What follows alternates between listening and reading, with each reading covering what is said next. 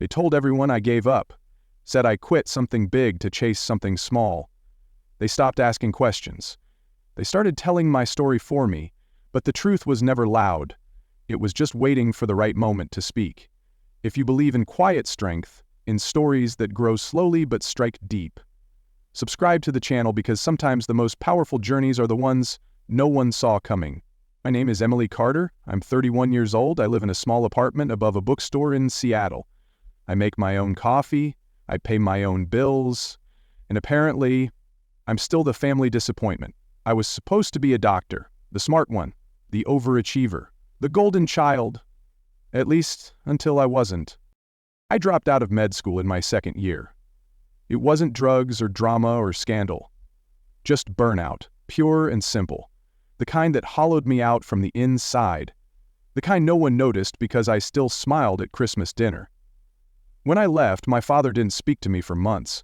My mother cried into a napkin and told everyone I was taking a break. My younger brother, Ethan, moved on and quietly became the new pride of the family, finance degree, corner office fiancé from a nice family, the whole package. And me, I started teaching tech basics to senior citizens in my neighborhood. For cash, for sanity, for something to do with my days. At first, it felt like failure. Then, it started to feel like purpose. What began as one-on-one lessons in coffee shops turned into group classes at the library, then webinars, then a prototype for an online platform. I called it Elderbright. Simple mission helped people over 60 stay connected in a digital world that keeps trying to leave them behind.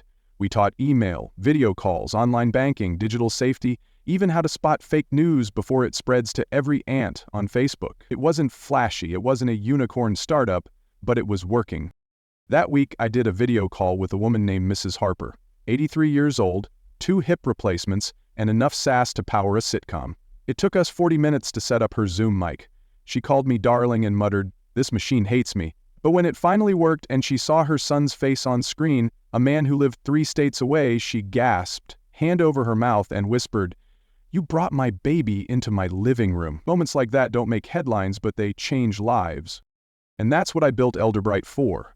Within 3 years, we had over 80,000 active users, several state-level partnerships, and a backlog of nonprofits begging us to expand into their communities. We were changing lives, one patient tutorial at a time, but to my family, I was doing some kind of online teaching thing. They never asked how it was going. They never once said they were proud. In their eyes, I had stepped off the golden path and wandered into the woods. It didn't matter that I'd built the path myself and lit the damn way for others to follow. Last month at Sunday dinner, my mother served roast beef and casually said to Ethan's fiancée, "Ethan's always been the focused one, Emily. Well, she's more of a free spirit." I smiled politely, cut my carrots, didn't say a word because that's what disappointments do. We stay quiet, we stay polite, we stay invisible. But something was about to change, and it would all begin with a name I hadn't heard in years, spoken by someone who had no idea who I really was. Not yet. The irony was always sharp.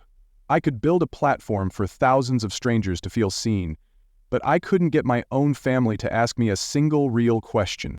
At Elderbright, we were in the middle of a major update, revamping our onboarding experience to make it even simpler for older users who'd never touched a keyboard. I just finished a user test with a 76-year-old man who cried when he managed to FaceTime his granddaughter for the first time. He kept saying, "She thought I was gone. Now she can see I'm still here." That moment lit me up more than any funding announcement ever had. But when I mentioned it at a family dinner the week after, my dad just grunted. "Teaching old folks to click buttons. Real noble work." Ethan chuckled under his breath. I let it slide.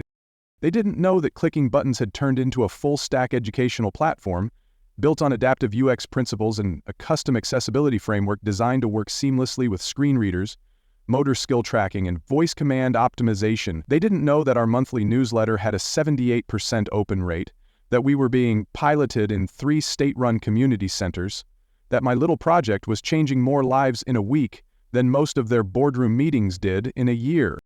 Because I never told them, because when someone hands you a label like failure, you either fight to tear it off, or you wear it quietly while building something too large for them to ignore. 2 weeks before Ethan's engagement party, my inbox pinged. Subject line, Sarah C. Testimonial submission. Sarah, that was Ethan's fiancée. I clicked. It was a video 90 seconds long submitted through our Stories That Shine campaign where users, or their family members could share the impact of Elderbright. In it, Sarah sat in a softly lit living room, holding the hand of a smiling older woman. "This is my grandma Eleanor," she said. "She lost my grandpa last spring, and it was a really lonely time for her, but thanks to Elderbright, she was able to stay in touch with all of us, video call every week, even learned how to use online grocery apps. It gave her back some confidence, and it gave us her—" I froze. Sarah didn't know who I was, didn't connect the name. She just knew Elderbright helped her family. I watched the video twice, then a third time. Her grandmother looked directly into the camera at the end and said, "Thank you, Emily. You helped me feel human again." That night my mom called. "Don't forget the engagement dinner is Saturday. We want everything perfect." I wasn't sure if I should come, I said. "Why wouldn't you?" she asked, though the question came out too quickly. "Because I'm not sure I belong." A beat of silence. "Then just don't talk about your website thing too much." "Okay." Sarah's family is very professional, Ivy League types. I nearly laughed. "Got it," I said, no mention of buttons. She didn't get the sarcasm. I hung up and stared out the window of my apartment, watching Seattle's lights blink in the rain. My mother had no idea that her son's fiancé had thanked me publicly, emotionally, for giving her grandmother a way to feel connected again. And I had no intention of saying a word about it. Not yet. Because sometimes it's better to let the truth introduce itself. The week of the engagement party, I didn't touch the RSVP card. I knew they expected me to show up, smile politely, and stay in the corner like a faded photograph. Still there, but easy to overlook. I told myself I'd go for Sarah, for the grandmother, who said I made her feel human again, not for my family. At a cousin's barbecue a week before the party, someone asked me, "So, still doing your little internet thing?" I smiled, nodded, bit my tongue. My mom standing right there didn't correct them, didn't say I had staff or users or grants. She just offered them more potato salad, and I stood there, holding a paper plate, pretending I wasn't shrinking. Never again for them. At the office, we were finalizing a partnership with the Washington State Library System. Elderbright would be piloted in 12 rural branches, places where seniors had more goats than broadband. It was real impactful work. Meanwhile, at home, my mother was choosing napkin colors and emailing me photo references for appropriate dresses with the note, "No black, no pantsuits." Something feminine this time. I stared at the message like it had teeth. My mother loved control, especially over women who refused to be controlled. Friday, the day before the party, I stopped by a local coffee shop to meet our newest intern, a young coder named Lily. She was 19, brilliant, and full of questions about UX for aging populations. While we chatted, a woman from the next table leaned over and said, "I'm sorry to interrupt, but are you Emily Carter from Elderbright?" I blinked. "Yes?" "Oh my gosh," she said, smiling. "My dad's been using your platform for months. He sends me memes now." "Memes?" I didn't even know he knew what a meme was. Lily looked at me like I'd just grown a cape. "You didn't tell me people recognize you." "They usually don't," I said, but the truth was, it was starting. More emails, more testimonials, a podcast invite, a quiet buzz outside my family's narrow lens. I wasn't invisible, I was rising. That night, I couldn't sleep. I kept replaying Sarah's video in my head. The way she looked at her grandmother, the sincerity in her voice. She didn't know me, not personally, but she had trusted something I built, something born out of pain and failure and reinvent. And that trust, it was pure, earned, undeniable. Unlike the love I kept trying to earn from people who refused to see me. At 3:00, I got up and pulled out a dress. Not black, not a pants suit. A dark emerald green, sleeveless, clean lines, elegant and simple, mine. I packed Sarah's testimonial video on a USB drive, not to show, just to carry. A quiet reminder that sometimes the waves we create go farther than we ever imagined, reaching people we've never met, and pulling back the ones who thought we'd disappeared. The restaurant was glass and gold, the kind of place where the lighting was dim on purpose, and the bread came with truffle butter. I arrived 10 minutes early. I always do. My mother looked surprised when she saw me. "Oh, you came." "You asked me to," I said simply. "Well, I'm glad." She wasn't. I could see it in her eyes, the tight smile, the glance at my dress like it was one shade too bold, 1 inch too defiant.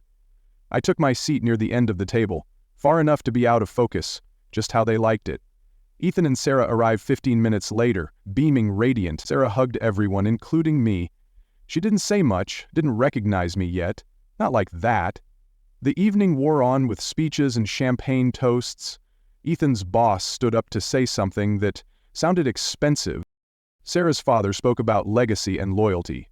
I just nodded along, invisible again, until dessert. Until Sarah leaned over casually, eyes narrowed in curiosity. "I've been meaning to ask Emily, what do you do again?" The room went quiet around the edges. My mother stiffened. I took a sip of water. "I run a platform for digital literacy for older adults." "Wait, like online classes?" "More like adaptive systems for long-term engagement. We specialize in accessibility text screen readers, large print navigations, speech input." Sarah blinked. "What's it called, Elderbright?" She stared at me, eyes wide. No way." "You're Elderbright." I gave a slight nod. "I founded it." Her hand covered her mouth. She looked at Ethan, then back at me. "You're the Emily Carter, as in the founder." The face of Elderbright's Stories That Shine campaign. Now the room wasn't just listening, it had stopped breathing. My mother's fork paused mid-air. "My grandma Eleanor, she used Elderbright every day until she passed. You helped her video call our family every Sunday. You gave us more time with her. I submitted a video to your campaign." I smiled gently. "I know. I saw it. It meant a lot." Sarah stood up. "Why didn't you say anything?" I shrugged. "Wasn't the right time." She turned to the table. "I don't think you all understand. This woman built a national program from scratch. She's been featured on NPR and Forbes. She's changing lives." Aunt Laura gasped. Uncle James cleared his throat. My father looked down at his wine. My mother opened her mouth, closed it again. Sarah kept going. I can't believe I'm meeting you. You helped my family. My grandma never called herself smart until she used your site." She sat slowly, still looking stunned. Ethan leaned toward me. I didn't know." "You never asked," I said, voice calm. Silence again, but this time it wasn't cold. It was awe. The rest of the night passed in a strange new light. People began to whisper, not behind my back but toward me. Toasts suddenly included Emily's impressive work. My mother sat stiff and quiet, as if recalibrating the narrative in real time. And for the first time in a very long while, I didn't feel like the footnote. I felt like the headline. Not because I demanded it, not because I interrupted, but because the truth walked into the room on its own and refused to stay quiet. The next morning I woke up with a strange quiet in my chest. It wasn't pride, it wasn't revenge, it was something deeper, like the sound of a door finally closing without a slam. My phone buzzed. A message from Ethan. "I'm sorry I never asked," simple, no excuses. No emoji. I stared at it for a while, then turned the screen face down. Later that afternoon, my mom called twice. I didn't answer, not out of spite. I just didn't know what she'd say, and I didn't want to give her the chance to make it smaller than it was. Not this time. That night, I took a walk down to the pier. The air was crisp, laced with salt and pine, and the world felt suspended, like something had cracked open quietly, and the light was still deciding how far to reach. I thought of Sarah's face when she made the connection. Not just recognition, but reverence, not for fame, but for impact, for meaning. And I thought about all the years I spent shrinking, because I believed their silence meant I wasn't enough. But now, I knew better. 2 days later, a letter arrived, real paper handwritten from my mother. "Dear Emily." I watched the video Sarah sent me. I cried. Not because I didn't know what you'd built, but because I realized I never bothered to ask. I was so focused on what you walked away from that I never looked at what you were walking toward. You did what no one in this family ever had the courage to do. You failed and kept going, and in doing that you taught people how to find their voice again, including me. Love, Mom. I read it 3 times. Then I folded it slowly and placed it beside my desk. Not framed, not displayed, just kept, because this time I didn't need to hang proof on the wall. I was living it every day. That weekend I gave a keynote at a community tech conference. There were no cameras, no national press, just 60 people in a rec center auditorium, most of them holding notebooks and hope. I told them the truth. I was never supposed to be here. I was supposed to be someone else, but life had other plans, and I stopped arguing with them. When the room stood to applaud, I didn't cry, but I did smile. Not the polite kind, the kind that reaches your spine. The kind that says, I made it, and I didn't need permission. 3 months later, Sarah asked me to lunch. not as Ethan's sister, as Emily, the founder, the woman who built something from the ashes and dared to call it beautiful. We met at a sunlit cafe in Capitol Hill. She was already seated, smiling, a notebook half open beside her coffee. "I've been thinking," she said. "There's a foundation I volunteer with. They fund social impact startups, especially those led by women. I showed them your work." She slid the notebook toward me. "Inside, notes, numbers, potential connections. If you're ready to scale, I think we can help." I didn't blink. "You don't owe me anything." She shook her head. "This isn't about debt. It's about belief. You gave something to my grandmother I never could. I just want to see where else your light can reach. And for once, I let someone believe in me without flinching." That summer, Elderbright launched its first nationwide campaign. We called it Digital Dignity. Workshops in public libraries, training hubs in community centers, free programs for veterans and underserved seniors. We hit 250,000 users. I got an email from a 92-year-old in Montana. "Your platform helped me apply for a passport online. I'm flying to see my great-granddaughter next month. I've never flown before. Thank you for giving me that first step." I sat with that message for a long time, not as validation but as a reminder. Every quiet effort matters. At Ethan and Sarah's wedding, I wore a navy jumpsuit. No one blinked. My mother introduced me to her friends as my daughter, Emily. She runs a national nonprofit. The label wasn't perfect, but it was a start. Later, she pulled me aside, holding a glass of white wine in emotion. "You always walked your own way," she said. "I used to think that meant you were lost. Now I see you were just walking ahead." We didn't hug, but we stood beside each other longer than we ever had. And that felt like enough. That night, I stood under a canopy of fairy lights watching people dance. Ethan walked over, hands in his pockets, a little nervous. "Sarah tells me you've been invited to speak at Google. That true next month? You gonna brag about being my sister?" I laughed. "You gonna brag about being mine?" He grinned. And just like that, the past loosened its grip. 2 weeks after the wedding, I sent Ethan and Sarah a small package. Inside was a handwritten note and a USB drive. On the drive was a custom-built version of Elderbright, personalized for the assisted living facility where Sarah's grandmother had spent her final years. Lifetime access, no fees, full tech support. I didn't tell anyone. There was no press release, no credit, just a simple note that said, "Some connections outlive misunderstanding. Thank you for helping mine find her voice." Sarah called me the next morning. She didn't speak right away, just breathed through the tears and whispered, "You didn't have to." I smiled. "I know. That's why I did. Back home, I printed out a quote, taped it to my fridge. They'll tell everyone you failed until one day they ask how you did it. No signature, no bitterness, just truth. And beneath it, my reflection in the fridge door, smiling, solid scene. Because this time the light wasn't coming from anyone else. It was mine all along. Where are you watching from today? I'd love to know what part of the world you're in and whether this story stirred something in you. Drop a comment below and share your thoughts. You never know who might need to read your words. If this story spoke to you and you believe in quiet victories, personal growth, and stories that matter, make sure to subscribe to the channel. There's so much more ahead, and I'd be honored to share it with you. Thank you truly for being here. Until next time, stay grounded, stay kind, and remember your story is still unfolding.